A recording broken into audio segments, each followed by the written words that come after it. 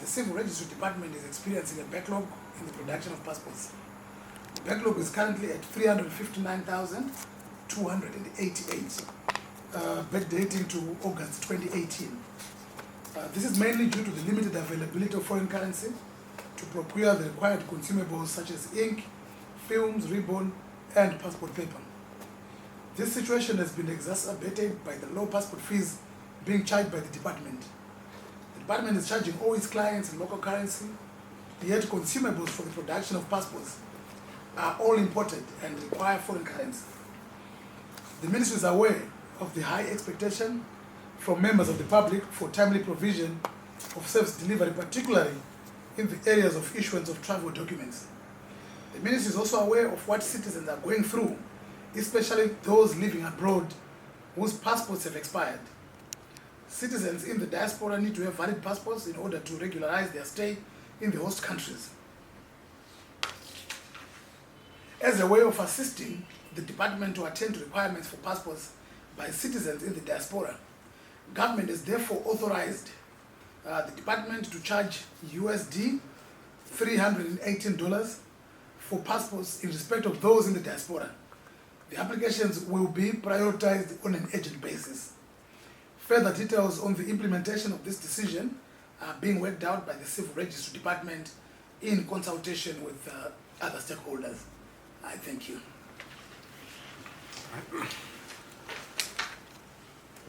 Right.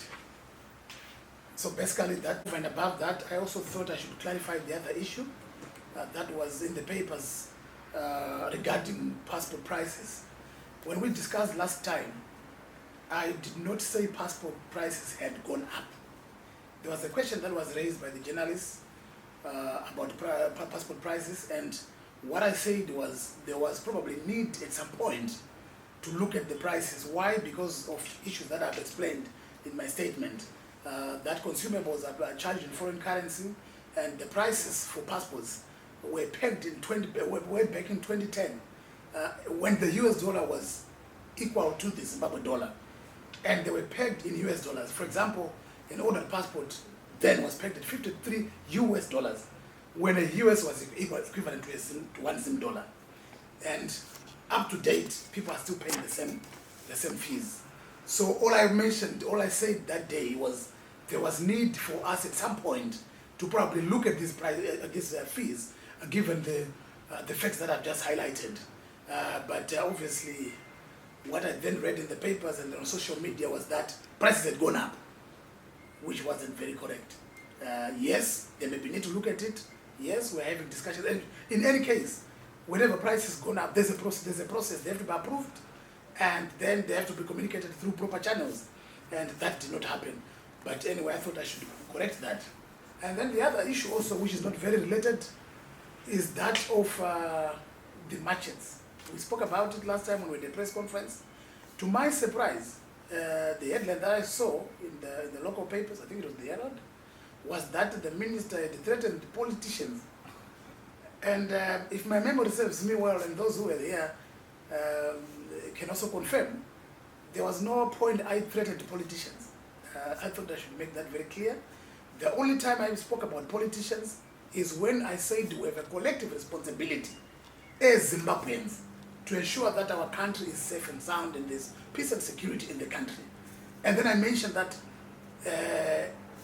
all church elders, politicians, business people, and all Zimbabweans have a responsibility to ensure that our country is safe, because we do need investors, and we also want our country to be safe and sound. We want, peace and security to prevail in the country. But obviously, it was reported to suggest that I had threatened the politicians. I think it's not very fair. I would prefer a situation. I'm very friendly to media, and I know we need you. We need each other. We work very well together, and we should maintain that. But what I don't really subscribe to is where words are put into my mouth. When it sends wrong signals, it would appear as if I was suggesting anything. Yes, I still insist that there is need to ensure there's sanity in our country. I insist that people must follow the law. We insist that those artisanal miners who are mining should do it legally and in a legal and acceptable manner. And neither, we are saying no to machete wars. That stands. And the police, I called for a meeting with the police and with other stakeholders, the Ministry of Mines and other officials, to try and find a way to ensure that this issue is dealt with, to ensure that there's sanity on the ground, to ensure that peace prevails in the country, and to ensure that there's no lawlessness in the country. But to then suggest that I threatened the politicians, that statement was never said in this room. And those who were here, they can confirm that that wasn't said. And I thought I should correct that one for the record. But anyway, any questions? Yes, I just need clarity on the issue of the 318. Is it for the emergency, or it's just the... Just for the emergency.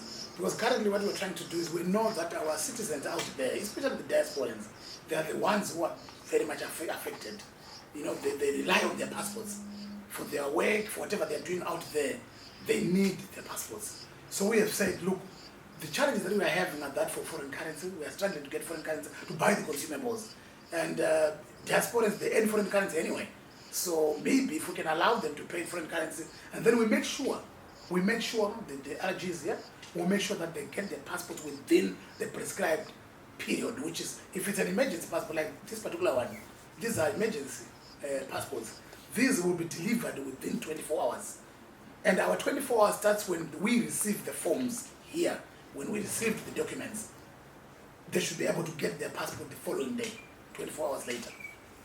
So are they still going through the same processes mentioned last month, that they go through the embassy? Yes, because they are, yes, but what has been happening, the RG can confirm, most of them have been applying through the embassy, but they will retrieve their forms and send their relatives or somebody who would then bring them to, because they feel it's faster that way. So we will still accept that as long as it's got a stamp from the embassy, it will be processed within that 24 hours. Okay. That can be guaranteed. All right. Yes. We know some of them, they want to come on holidays, they want to come and meet with their families, over and above the other challenges that they are facing in the diaspora. So we want to try and ensure that they get their passports way in time for holidays. Okay. Yes. Any other questions? Yes.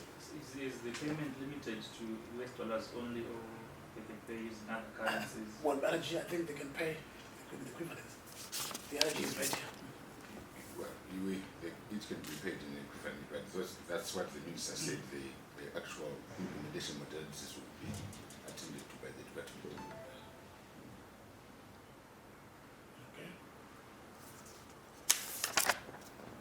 You have another one? Okay, sure. Yeah. On the issue of the machetes, what is the issue? What is the situation on the ground right now? Currently, we seem to be, I think we are now in control, but more work is still being done. Up to a stage where we'll say we've actually cleared this, but I can tell you the police are on the ground, and we're working with other stakeholders, Ministry of Mines, EMA, and everybody else. So the situation is calm, and we'll continue monitoring, and we'll keep our people on the ground. Okay. Okay, thank you. Okay. Any more questions? Yes. There's the issue of corruption, especially at the Registrar General's office in regards to the passport. What are the mechanisms to keep corruption so that people can apply for this service? Okay. Thank you very much for bringing up that question. It's a very pertinent question. We are saying zero tolerance to corruption, and we're going to be doing our utmost to ensure that there's no corruption. But what I always say, it takes two to engage in corruption.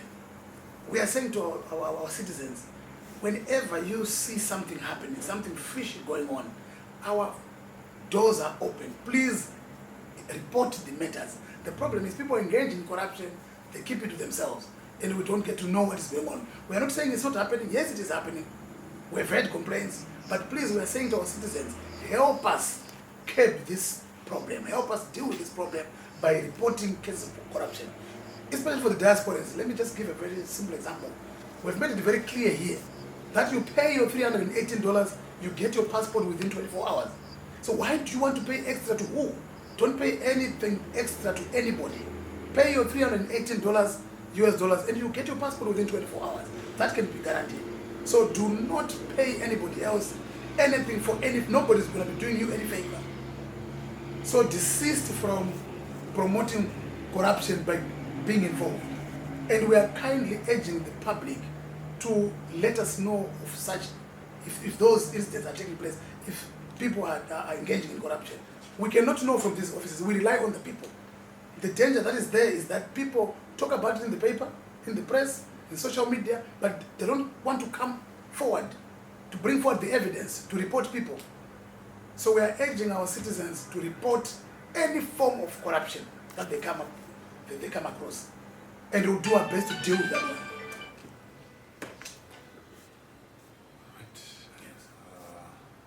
Honorable Minister, if you're indulgent, I don't know if maybe if there are any questions, any further questions, or maybe if the RG Mayor wants to say something else, but I don't know, maybe members of the press, if you've got any If you've got questions, which you may want to I'm here to clarify. Yeah. Are you sure? Cletus, are you okay? Yeah. Are you happy? Yeah. Okay, no, that's fine. I believe there are no other questions Okay. at this point in time, Honorable Minister. Thank you. Okay.